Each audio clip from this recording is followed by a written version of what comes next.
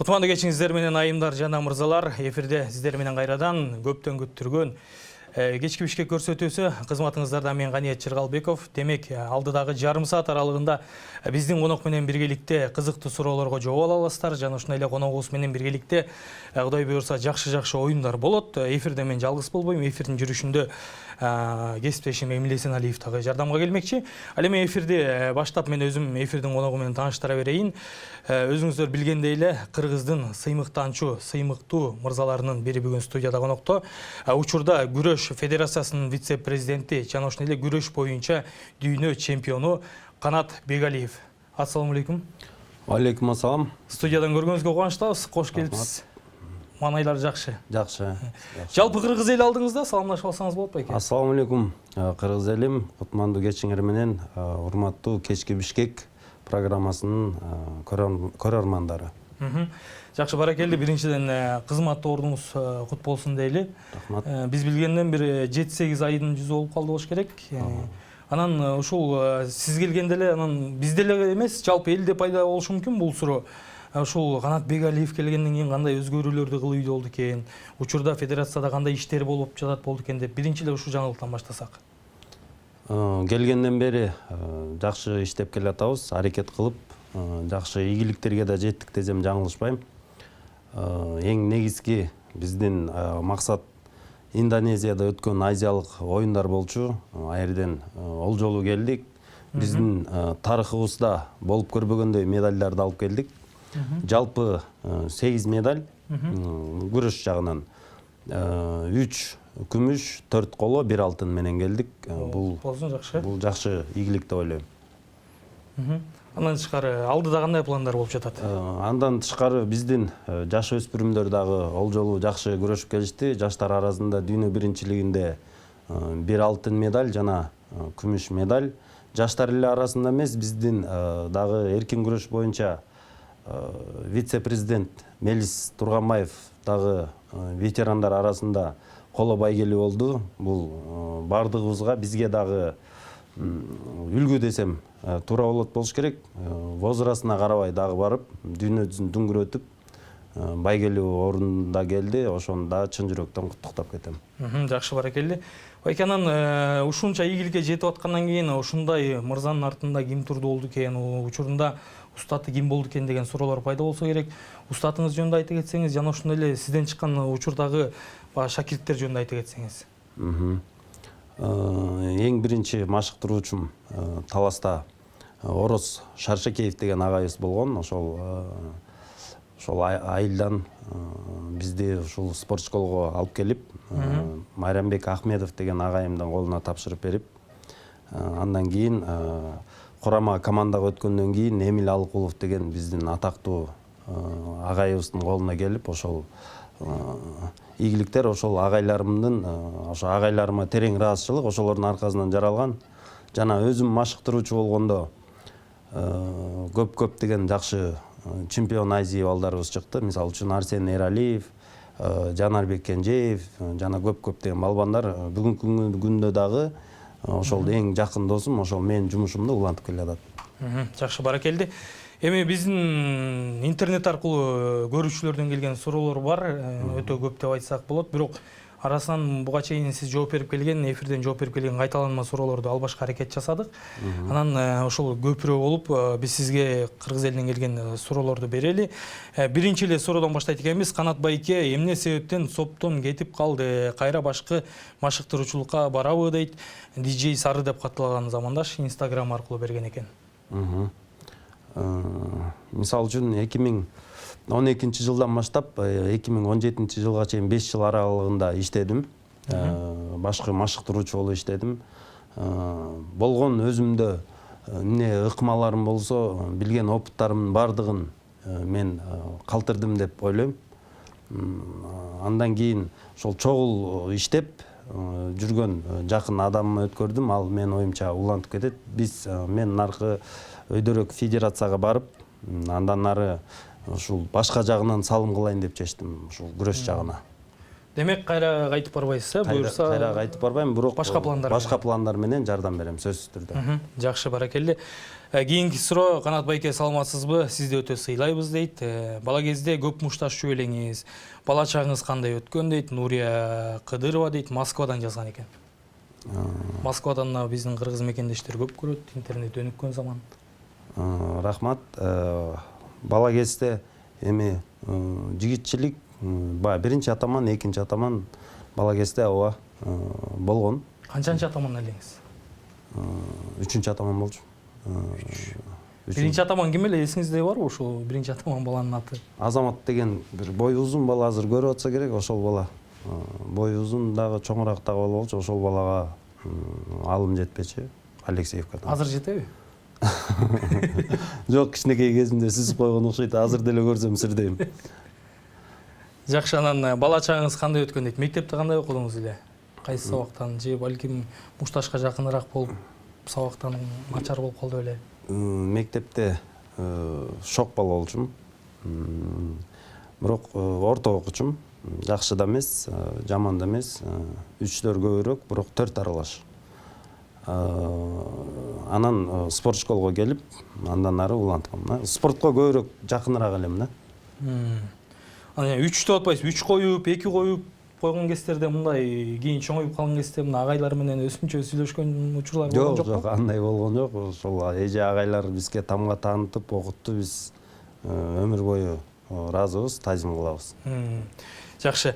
Кийинки суроо, Канат иним кыргыздын азаматысың деген экен, өткөндө бөлүп сүйлөдүң го талас элин.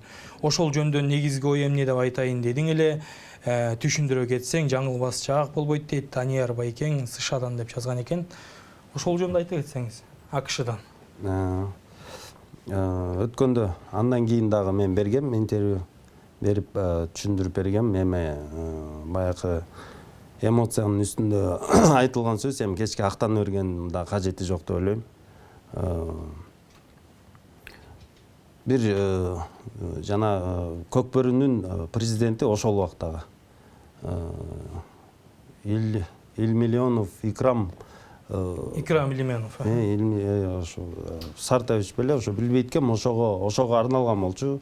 Баягы жеребьевка, наркоберкилердин бардыгын өзү билгендей кылып, баягы ошол ачуу менен бир кишиге арналчу нерсе баягы элге тийип калды деп ойлойм. Демек, ошол киши уксун деп, мындай, ошол кишиге мындайча айтканда, орусча айтканда, намек ыргыткансыз бүткүл элге. Жалпы элге тийди, ошондой болуп калды. Эми аерде бөлүп чарыла турган деле эч кандай сөз жок. Жалаң туугандарым, жалаң жердештерим, баягы урурлукта бирөө тартып алып элге чыгарып койду деп эсептейм. Демек, биздин анда билишибиз боюнча Икрам Илименов путтосуу жасаган, сиздерге ошол себептен жинге тийип, анан ошол жерде айтылган сөз. Ооба, спортту эч убакта саясатка аралаштырбаш керек. Спорт деген таза өтүш керек любой жерде. Анан саясаттырбаш керек деп мен эсептейм да. Анан мисалы үчүн ар ким өз жагына тартпаш керек, калыс болуш керек. Ошондо спорттун көркү чыгат.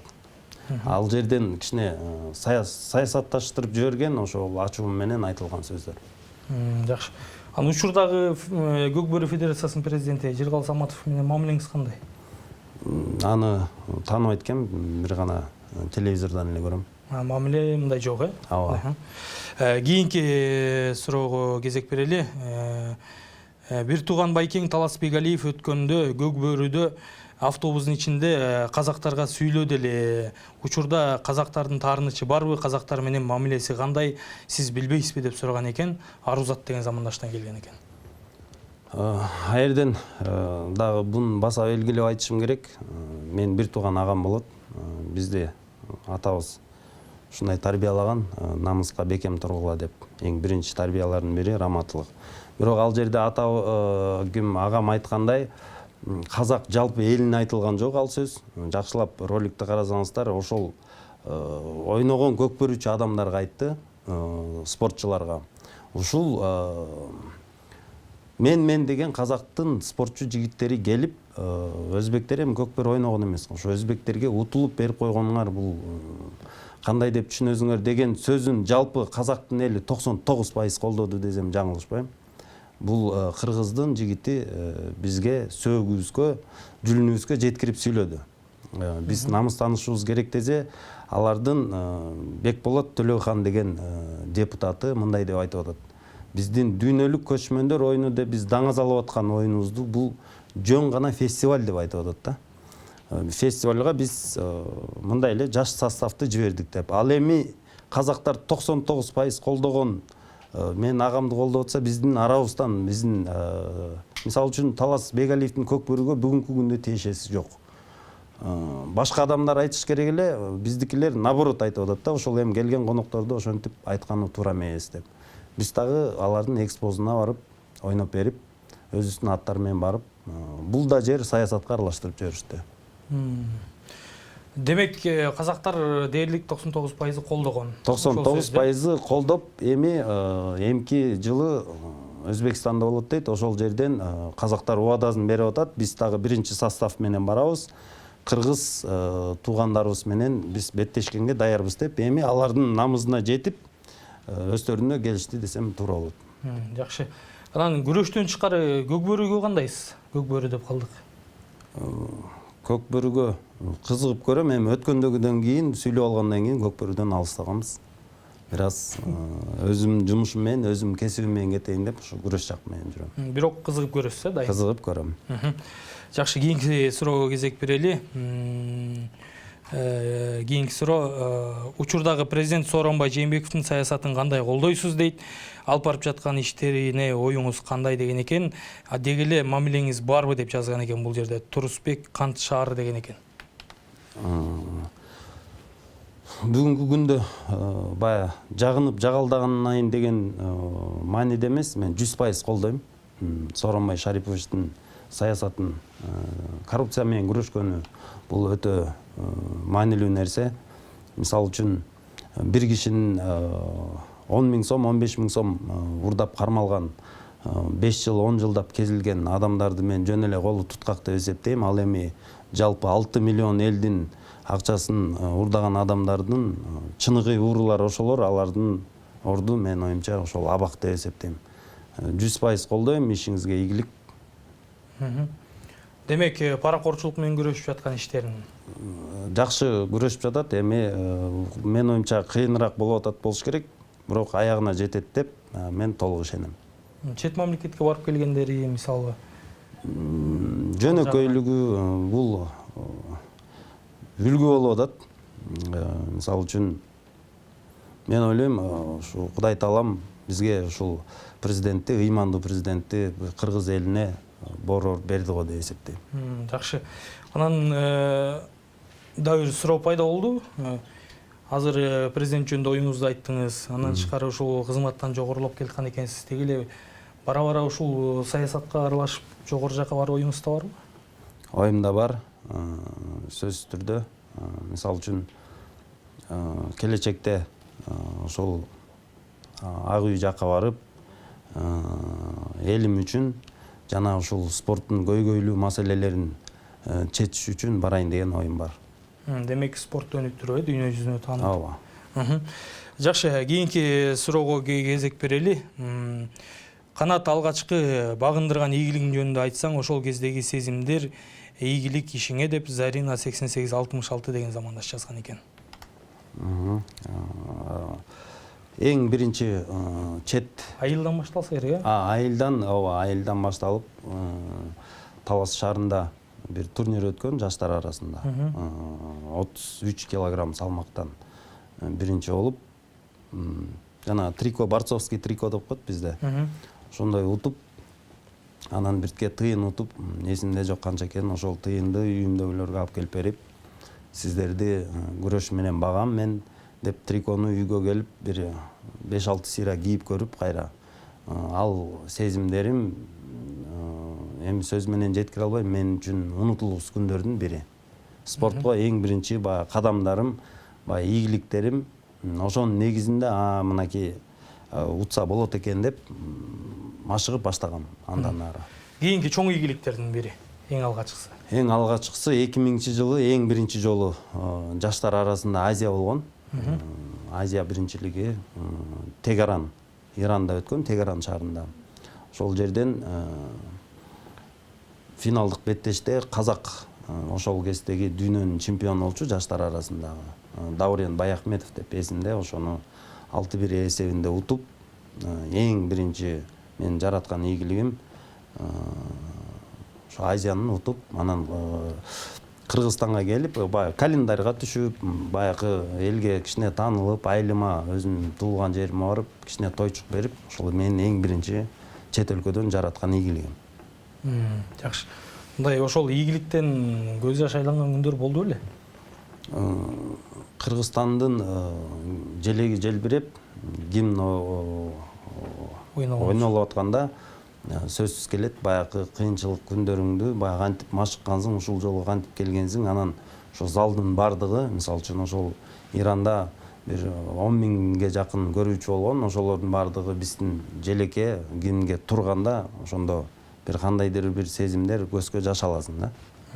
Жакшы, баракелди. Кийинки суроого кезек берели. Канат Кыргызстан үчүн спорттон башка дагы эмне кыла алдың деген экен. Баламды сага берсем тарбиялай аласыңбы? Керим Ошшар деп жазган экен. Спорттон тышкары. Спорттон тышкары салым кылганда мындай эл үчүн кыла элекпиз. Мисалы үчүн эми баягы спорт зал салып, өзүбүздүн айылыбызга мечит салганбыз. Эми бул дагы менин оюмча элге салым деп эсептейм. Келечекте сөзсүз түрдө мүмкүн саясаттан болобу, башка жагынан болобу салым кылам деген ниетим бар.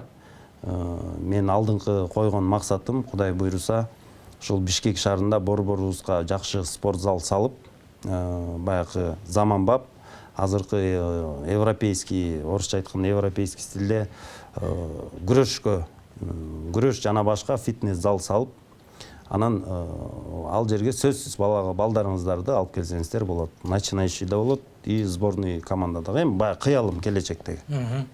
Жакшы, баракелди. Кийинки суроо. Канат Бегалиев, теле аркылуу көрөбүз, жеке жашоодо кандай адамсыз, достор арасында кандайсыз? Майрамдарда кичине майрамдап койгон учурлар болобу дейт, Жаныбек деген мырзадан келген экен. Негизи шайыр жүрөм, тамаша көймүн, досторум менен күлүп жайнап жүргөндү жакшы көрөм. Көп жерден кичине катыраак тамашалайм, аягы кичине таарынышып кеткен да күндөр болот. Анан майрамдаганда такыр майрамдабайм десем дагы жалган болуп калат. Кээ бирде баягы жаңы жыл, мүмкүн бир ушундай жакшы туулган күн, ийгиликтер болгондо, майрамдар болгондо анча-мынча майрамдап коебуз. Жеңиштен келгенде сөзсүз. Жеңиштен келгенде сөзсүз. Жакшы, эми азыр кийинки биздин жакшынакай суроолорубуз бар. Ошол суроолорго кыска-кыскадан жооп бересиз. Мен эки варианттарын айтам, бир вариантын тандап аласыз. Пат-паттан. Чабыш же тебиш? Тебиш. Айыл же шаар? Айыл. Жарма же айран? Айран. Беш бармак же Гүлчатай? Гүлчатай. Сулуу же жылдыздуу? Жылдыздуу.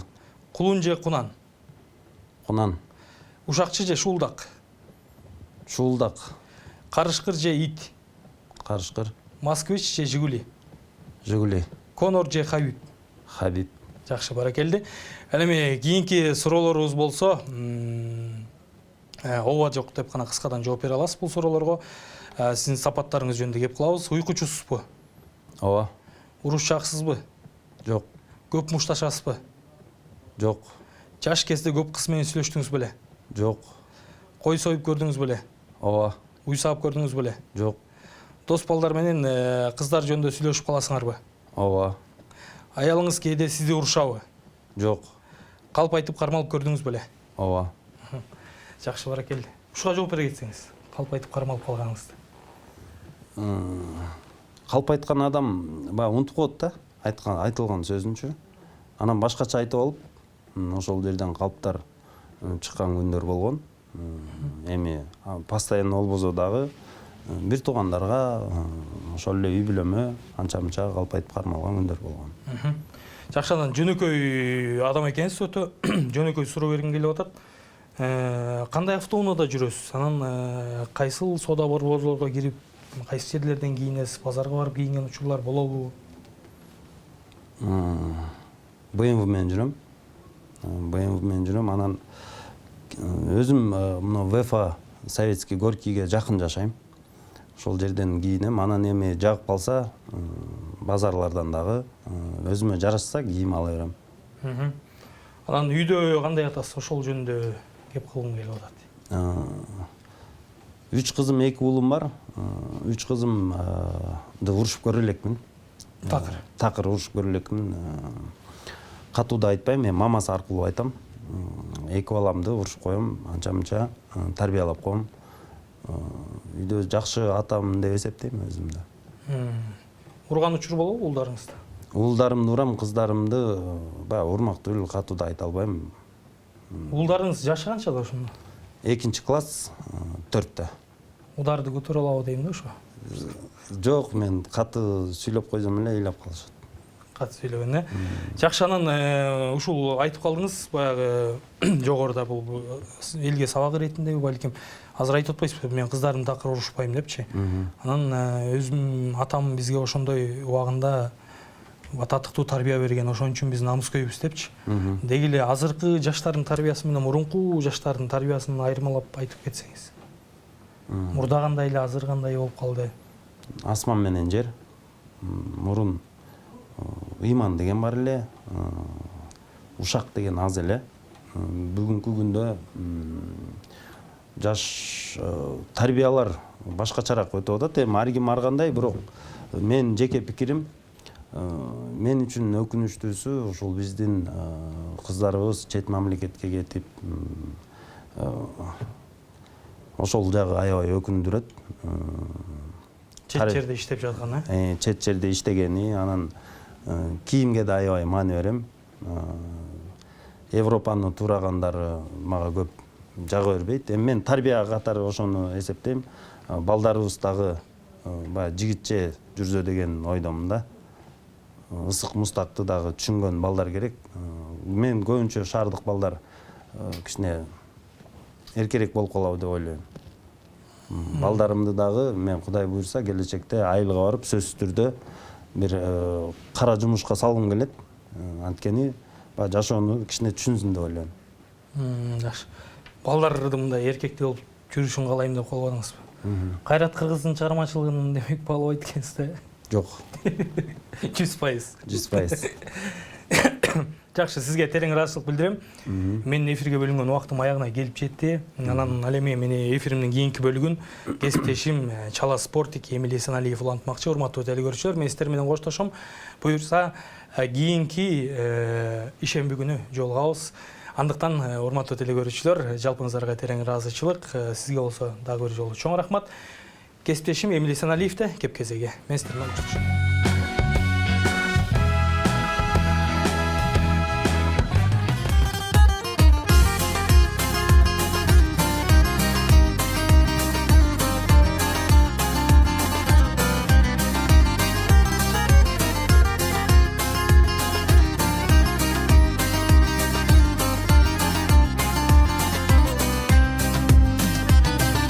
Açılgan gülöy, cadırap camalı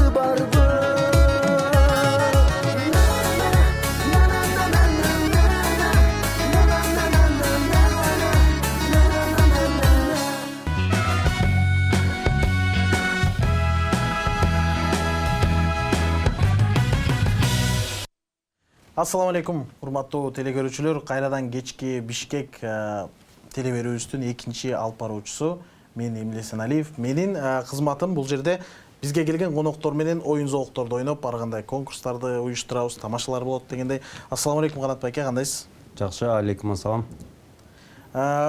Сиз эми спорттун эмгек сиңирген чебери болгондуктан, мен болсо өзүңүз билгендей чала спортчиктердин чебери болом, билесиз да. Эмгегибиз сиңген дегендей. Оюндарга даярбызбы? Даярбыз. Анда эмесе биринчи оюнубуз өтө жөнөкөй. Азыр бул экранды карайбыз. Экранда бир сүрөт чыгат. Бир адамдын сүрөтү. Ошол сүрөттө эки адам катылган. Сиз табышыңыз керек. Кимдер? Даярбызбы? Даярбыз. Ой жүгүртөбүз, Кеттик, анда эмесе бизге экранга биринчи сүрөттү коюп берсин. Бул жерде кайсы эки атактуу адамдын сүрөтү? Биздин кош жылдыздар. Нурлан Насип, Асель Кадырбекова. Кадырбекова. Азамат, эң туура, жообуңуз туура чыкты. Бул жерде Нурлан Насип жана Асель Кадырбекова өзүңүз айткандай кош жылдыз болду. Эми экинчи сүрөтүбүз бир аз татаалыраак. Бул жерде 3 адамдын сүрөтү бир сүрөткө камтылган, ошондуктан жакшылап карашыңыз керек. Кеттик, бизге экинчи сүрөттү коюп бериңиздер. Бул жерде кимдер деп ойлойсуз? Ойлонуш керек да. Чач башын караганда мындай бир саясатчы бар окшойт бу жерде. Бар окшойт, мага да сезиле баштады. 3 адам. Биринчиси сиздин оюңузча саясатчы. Саясатчы. Экинчиси ылдыйраак чөлү. Ылдыйраак ырчылардын бирөөсү окшойт. Любой, шылы. Любой ырчылардын. Ырчылардын көздөрү окшош болот, шылай бирине. Жакшы. Үчүнчүсүчү? Элен тапкан жокмун оны. Үчүнчүсүн таппай атасызбы? Ооба, общий такыр таппай атам. Ошондо кайсы жерин таппай атасыз? Эң астын таппай атасызбы? Ооба, эң астын таппай атам. Бул жерде үстү жагыбыз бизде Сапар Исаков экен. Экинчибиз ортосундагы көздөр ырчынын көзү экен, сиз айткандай, балбылдап жанган жөнүнө таланттуу биздин Нурмат Садыров экен дагы. Үчүнчүсү красавчик жигит Эмиль Эсеналиев экен. Жакшы, биздин биринчи конкурсубуз аяғына келип жетти. Эми биздин экинчи оюнубуз бар. Азыр сизге бул шарикти беребиз. Өзүңүз билгендей, шарикти дем менен өзүңүздүн ичиңизге аласыз дагы. Билесиз, өзүңүздүн ичиңизге аласыз дагы. Андан соң сиздин алдыңызда кагазда, баракта ыр жазылып турат. Бир аз ойлондура турчу, кайгылуу десек болот. Сиз ошону окуп беришиңиз керек. Даярбызбы? Даярмын. Азыр мен сизге чечип берейин.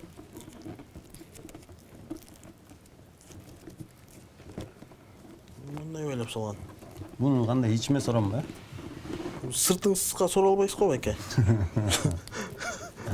Сыртка болгондо абага кетип калат байке, ошон ичке соргонго аракет кылыңыз.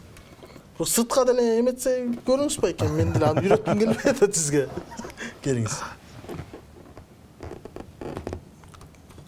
Жок, иштеңиз, ичке алыңыз. Алыңыз. Чыгарбайбыз, Эми мону окуп бериңиз. Кайгылуу. Кандай эле окуй берейинби?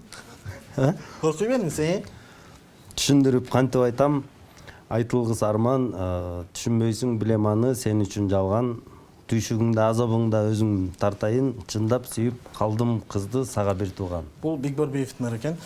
Сиз жаңы эле өзүңүз айтып атканда эле сыртыңыз калып салдыңыз окшойт. Билбейм.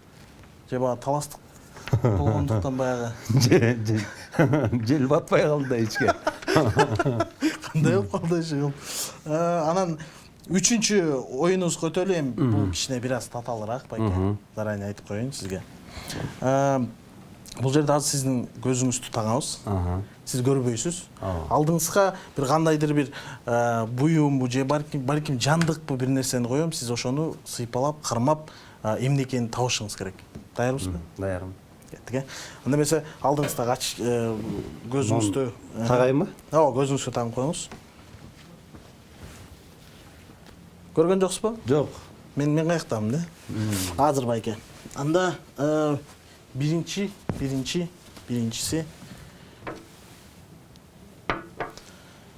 бул жандык болушу мүмкүн. Алдыңызда.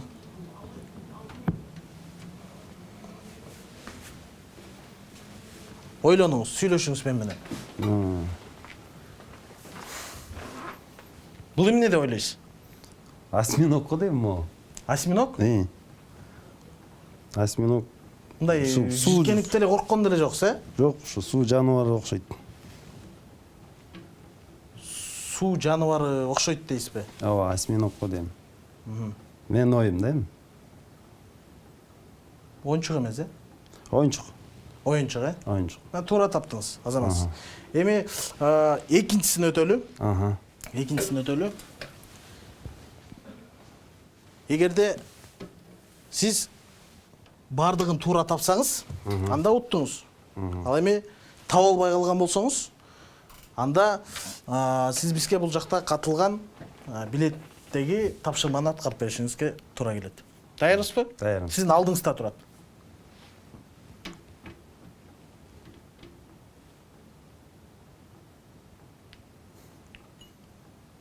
Зажигалка.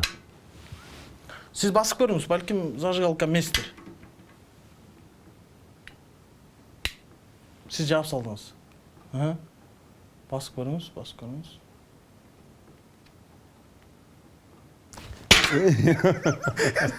Бул эмне деп ойлойсуз баке? Зажигалка. Жакшы. Жакшы, эми анан сүйлөшөлү дегенде окуп Эми үчүнчүсүн көрөлү байке. Үчүнчүсүн. Тогурмай тиги бул жокпу? Эми аны айта албайм байке. Кайранын алдыңызда турат. Кармап көрүңүз. Бул эмне деп ойлойсуз? Коруп калдым. Экинчисин деле туура таптыңыз.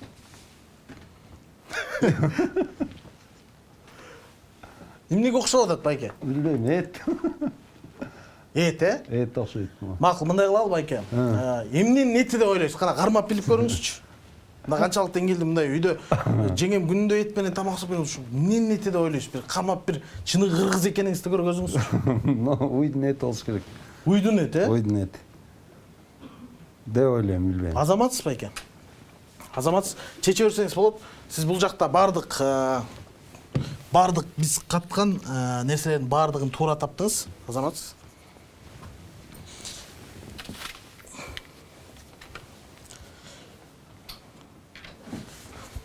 Канат байке, буюрса биздин 3 конкурсубуз аяна келип жетти. Бардыгын сонун аткардыңыз биздин тапшырмаларды. Эми эң акыркы биздин оюнубуз. Азыр биз сизге бир адамга чалып беребиз. Сиз ал адамды тамашага салышыңыз керек. Түшүндүк, Самат Эркинбеков деген эниңизди тааныйсыз. Ооба. Ошол Самат досума чалабыз азыр. Сиз болсо өзүңүздүн оюңуздан эмне чыкса, ошо менен тамашага салып бересиз. Даярбызбы? Даярмын. Кеттик, анда Саматка чалып берип коюңуздар.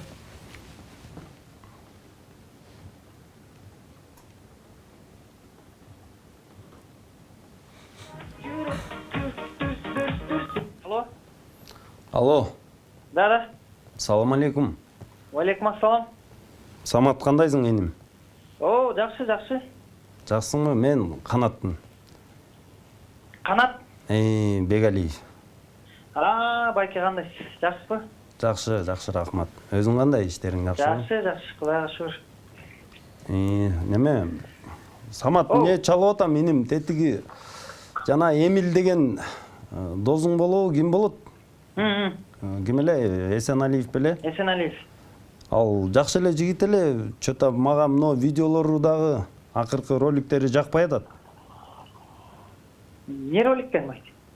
Бул кичине чегинен ашып баратканбы бала, чалсам коюп коюп атат өзүнүн телефонун. Кантип тапсам болот? Мага бир жардам бербейсиңби? Так. Ошо кайсы номерге чалдыңыз сиз? Номерин мен бир карап берейин, азыр чалдым. Ал эле коюп коюп атат, же бош эмеспи? Мен таң калып атам, бул кандай бул? Съемка өздөрүң эле тартпайсың, кана. Өзүң эле тартсаң, Сен каяктасың азыр? Самат. Иә. Сен каяктасың азыр? Мен шаарда элемин. Шаардын кайеринде? Не видео чакпай атат? Жок, сен келчи бир жолугуп сүйлөшөлүк. Жана досторуңду, ким Эмилди бир чакырып келчи бир сүйлөшөлүк. Бул эмне кылганы бул? Билбейм, братан, кандай болуп калды. Вроде жакшы эле го роликтери. Эч кимге залакасы тийбегендей эле роликтер тартып аткан. Силерге кандай болуп калат билбейм. Сен ошондо кандай досуңа болушуп сүйлөп атасың да? Жок эми болушкан жокмун эми, реальный эле нерсени айтып атпаймынбы? Кайдасың азыр? Шаарда эле? Кайсы районда? Жалдамын. Азыр ти балдар барат. Анан ошо Эмилдин жашаган жерин көрсөтүп койбойсуңбу, а? Келе берсин ошо мага чалып Саке кандай? Жакшы. Жакшы. Бул жакта сени тамашага салган Канат Бегалиев байкебиз.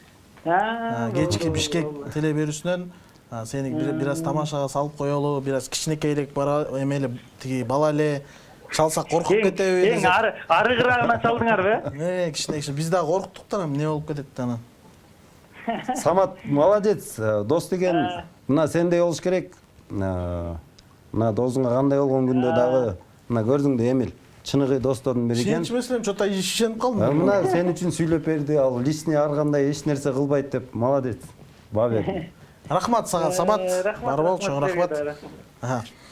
Аны эмесе Канат байке, шуну менен биздин оюндарыбыз, тамашаларыбыз аягына келип жетти. Сизге жактуу биздин берүүбүз? Жакта, аябай жакта. Сизге келип бергениңизге ыраазычылык билдиребиз. Сизге мындан ары ийгиликтерди каалайбыз. Сиз менен сыймыктанабыз, бар болуңуз. Кечки Бишкек программасы биз менен болуңуздар. Чоң рахмат.